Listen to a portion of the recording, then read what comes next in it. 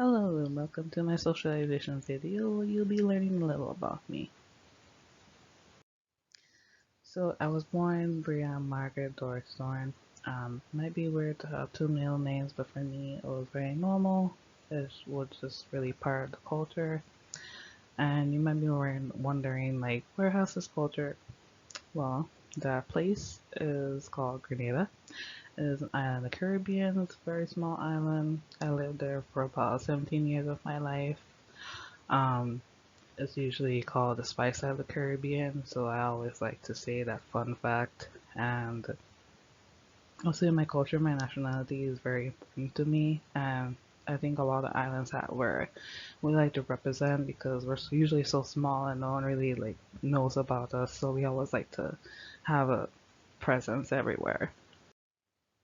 I would say life in the Caribbean was really hard. It's a very poor country. The economy is not very well. Um, or very good, I should say. And because of that, I would say it kind of affected how I grew up. I grew up in a matrilineal home with my grandmother, aunt, and mother. I love my grandmother very dearly. I would say she influenced my life a lot, and kind of made me into who I am today, a very mature, hardworking, educated woman. After moving to the United States, I would say that it was very difficult to adjust at first.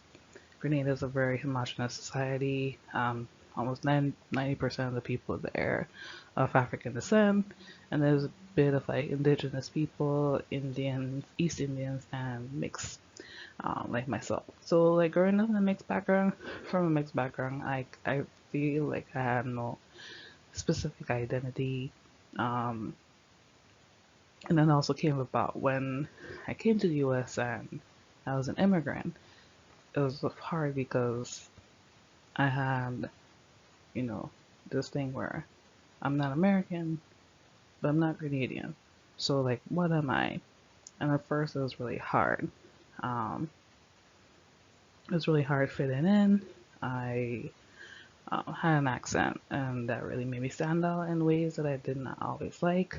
Um, so what I did was like kind of learn to code switch, where I have like proper English and I have like dialect English, which is what we speak back in Grenada. And just kind of feeling like you're never enough was it took a toll on me in a while, and just what made me and what helped me get through that is just like seeing the amount of diverse culture that America has to offer. It is a melting pot, and I really love that. And I mean, it just really helped learning about other cultures and just like helped me to be very proud of who I am, where I'm from, and just how I grew up, and really influenced my life in a lot of ways.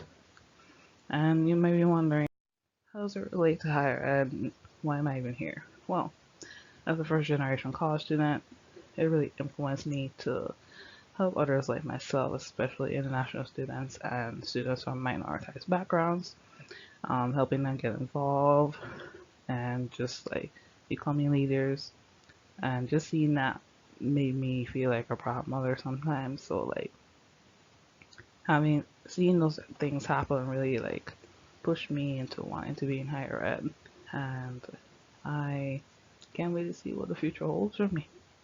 So yeah, thank you for listening to my video.